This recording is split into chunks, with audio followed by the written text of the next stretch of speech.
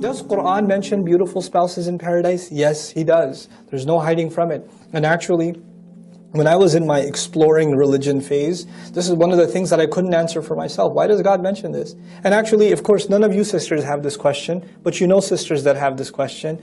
Brother, Quran talks about these spouses for men in paradise. What do women get? So I'm just talking to that someone. You can tell them about their confusion when we're done with this discussion.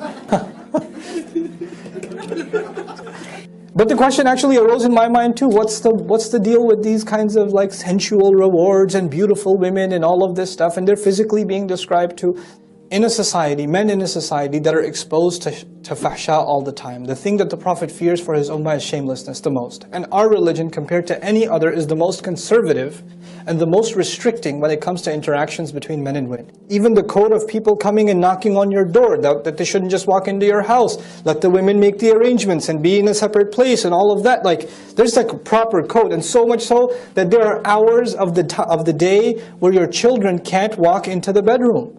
They have to knock outside. You have to have code put in your home for gender interaction. It's pretty amazing stuff. How, you know, boys after a certain age or kids after a certain age can't share a blanket. And then the exact opposite is described in Jannah. Right?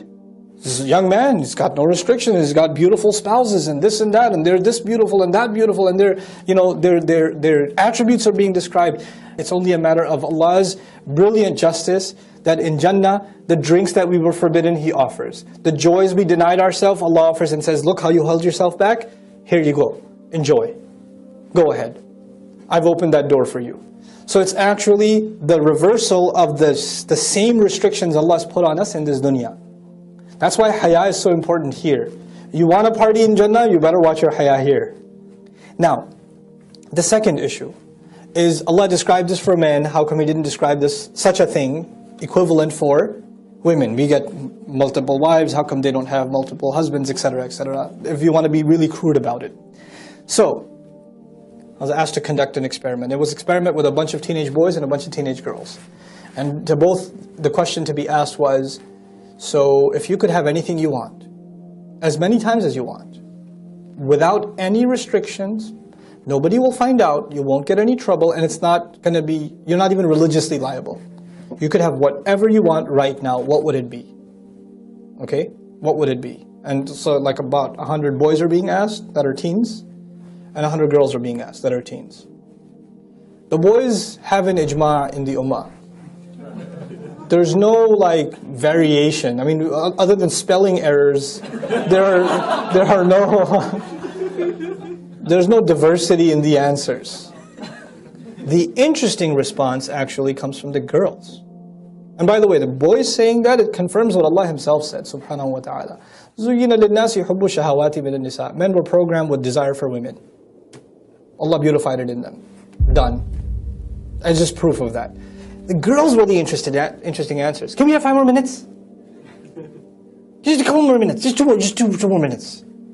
They hand you the paper. No, can I have it back? Can I have it back? I just thought of something else. Crossing it over again.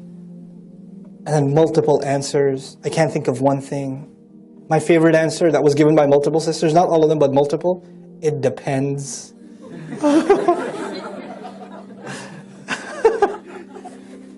It's too good.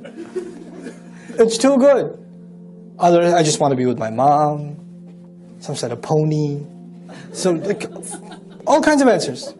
You know, the man I love. I got all kinds of, but it wasn't one answer. The point is, it wasn't one answer. Allah Azza wa Jal made us emotionally monochrome. We're just one way. Overwhelmingly. I mean, there are unique individuals that love books more than they love women, or, you know, there are those.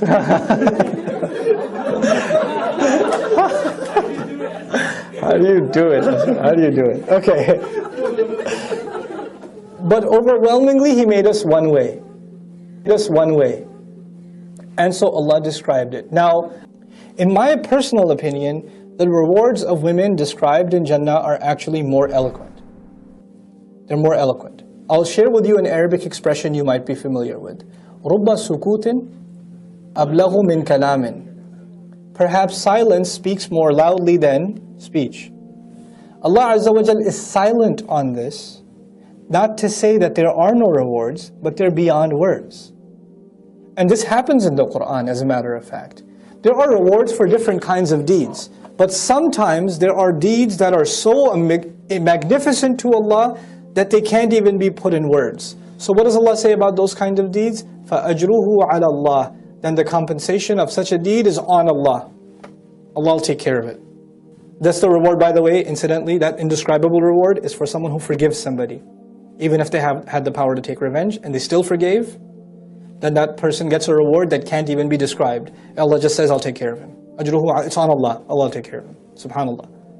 Now, for women's rewards not to be described is not to take away, but to actually elaborate, further leave to the imagination. And incidentally, no Muslim believer, man or woman, should feel like they're going to be shortchanged. Get to Jannah, you won't be disappointed. What am I going to get though?